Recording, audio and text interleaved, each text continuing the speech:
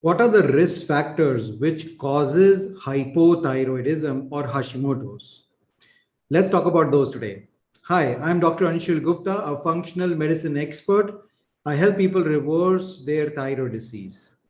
So several people ask me this question is that why did I get thyroid disorder? What are my risk factors? So let's talk about the risk factors that leads to hypothyroidism or Hashimoto's disease. The very first risk factor is poor diet. Everybody thinks that they're eating a healthy diet, but there are certain foods which have shown to be causing hypothyroidism or thyroid disorders. Certain foods are gluten, dairy, processed foods like fast foods, sugars, corn, soy. These all have been linked to thyroid disorders. So if you're consuming them now, or if you have consumed them before for a long amount of time, they can be the risk factors that you got thyroid disease. The second risk factor that we see most commonly is nutritional deficiencies. Now, your thyroid gland needs a lot of vitamins and minerals to function properly. And we see that majority of the people are deficient in these nutrients. Now, people will say, I eat a healthy diet, so I should not be low in these vitamins and minerals. And that is not true.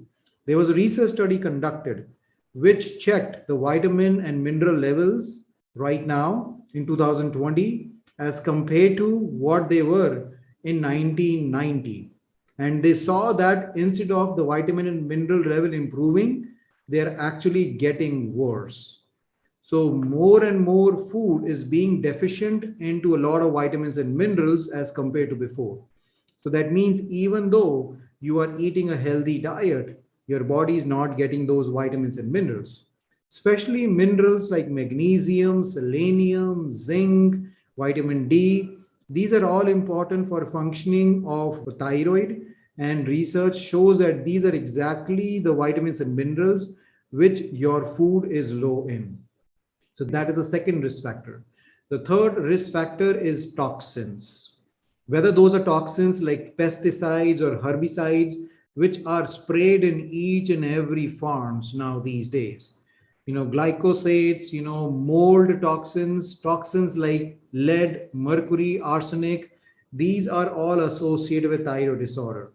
Now, thyroid is the most sensitive endocrine gland in your body. All these toxins, even very small amount, directly goes to the thyroid and gets deposited over there. Over the course of several years, these toxins build up in your thyroid and one day eventually causes the destruction of the thyroid gland. So even a small amount of toxins can lead to thyroid disorders. That's the another risk factor. The next risk factor is infections. Research time and again has shown that several kinds of infection lead to the trigger of Hashimoto's disease or thyroid disorders, especially Epstein-Barr virus infection, which is also called mononucleosis. Or other viral infections can cause it. Parasites in your gut can again cause thyroid disorders. Other infections like Lyme disease, Bartonella, Babesia, these are all again infections which have shown to be causing the trigger of thyroid disorders. The next risk factor is stress. Yes, we do get exposed to stress on a daily basis, whether that is emotional stress, work related stress, family stress, psychological stress, or even physical stress. Any of these stress factors can lead to thyroid disorders or Hashimoto's. Even we have seen that after pregnancy, females do get thyroid disorders, and pregnancy is a very stressful state for a lot of females.